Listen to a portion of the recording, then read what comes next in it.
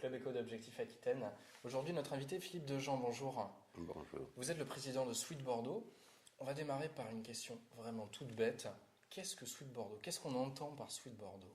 Sweet Bordeaux, c'est-à-dire que je représente les appellations de liquoreux de la Gironde. D'accord. Il y en a 11 et il était très difficile de communiquer sur ces 11 appellations, d'être visible, lisible sur ces 11 appellations.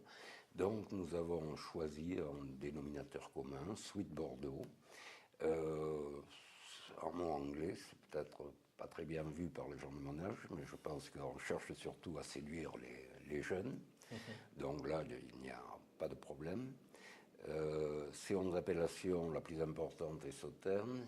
Ensuite, vous avez Loupiac, Sainte-Croix-du-Mont, Cadillac, Sérance, Saint-Macaire,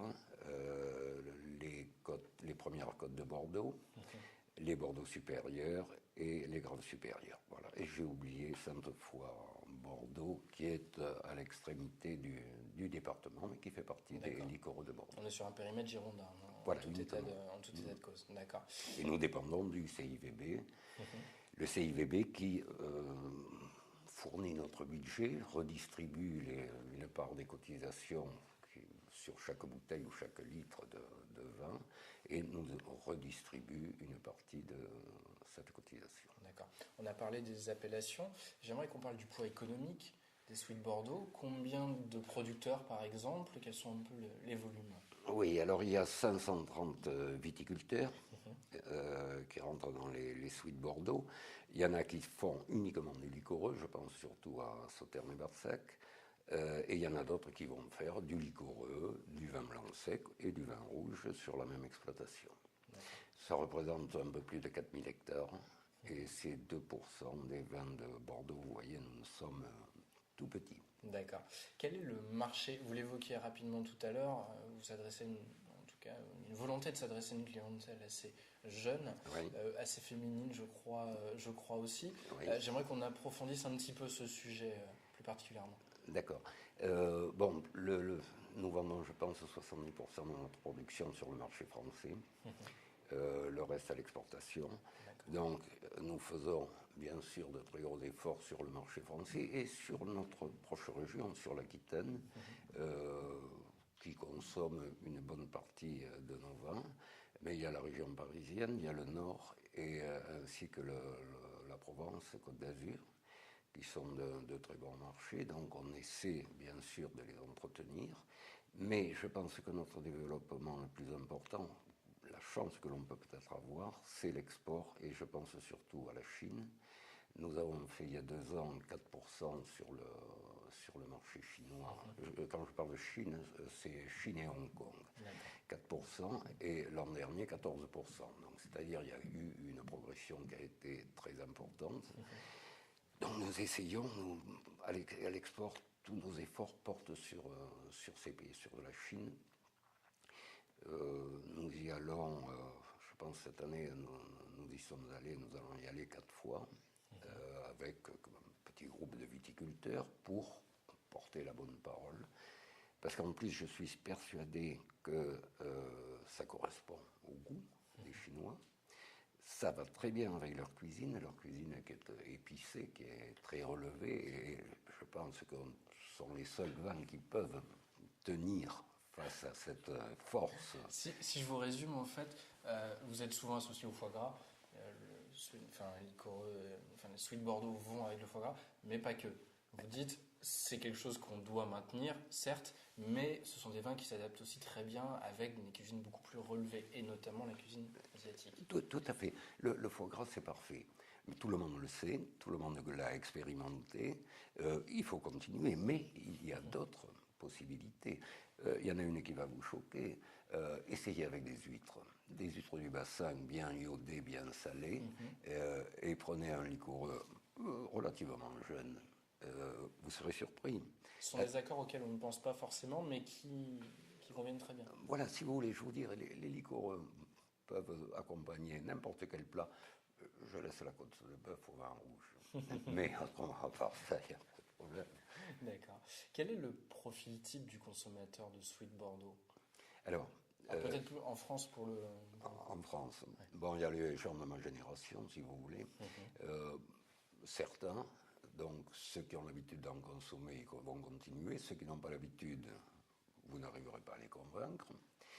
Donc je pense qu'il vaut mieux aller vers les jeunes, parce que ce sont des vins, je dirais, qui peuvent servir d'initiation.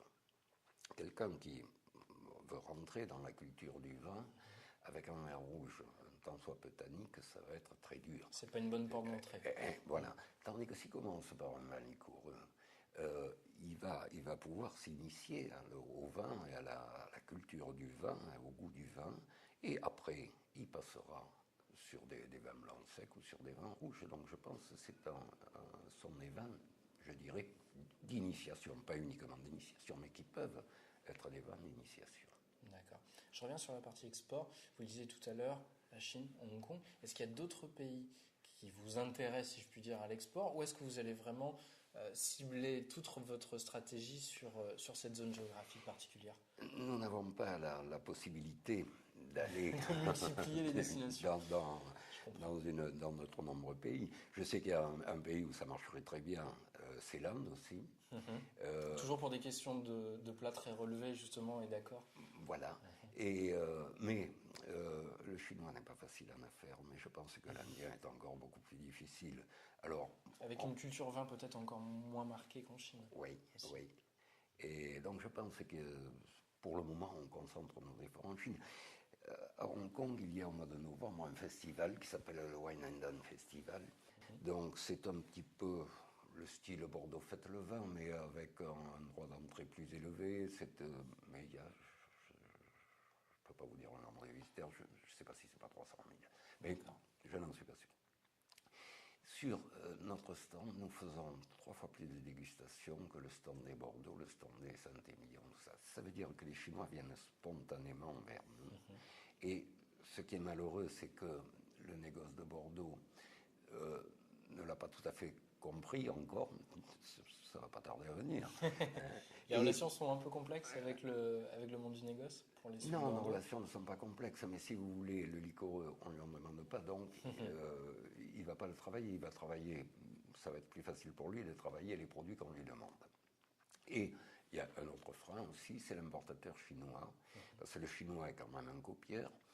La France a encore la chance d'avoir une image de culture, de savoir-vivre remarquable. Donc, que fait le Français? Il boit du vin rouge, donc le Chinois, copiant, va consommer du vin rouge. Mais peut-être que son goût irait davantage vers les vins liquoreux. Si je résume finalement, il faudrait que le consommateur français consomme plus de Sweet Bordeaux pour montrer la voie aux consommateurs asiatiques. Voilà, mais comme nous sommes pressés, on essaie de court-circuiter un petit peu et d'aller directement solliciter le Chinois. Bon, dans quelques semaines aura lieu Vinexpo, gros événement évidemment pour tout le monde du vin. De quelle manière est-ce que vous allez vous associer à cet événement? Je crois que il y aura des dégustations, il y a un bar qui est prévu. Alors, ça il faut être présent à Vinexpo parce que c'est une manifestation, la manifestation du vin, la référence mondiale, je pense. Pour nous, nous serons associés avec les Bordeaux et les côtes de Bordeaux qui ont des restaurants, qui ont jumelé 2 restaurants, je pense. Et nous sommes à l'entrée avec un bar pour proposer à l'apéritif un verre de liquoreux. D'accord. Philippe Dejean, merci. Et merci de nous avoir suivis dans le Club Éco.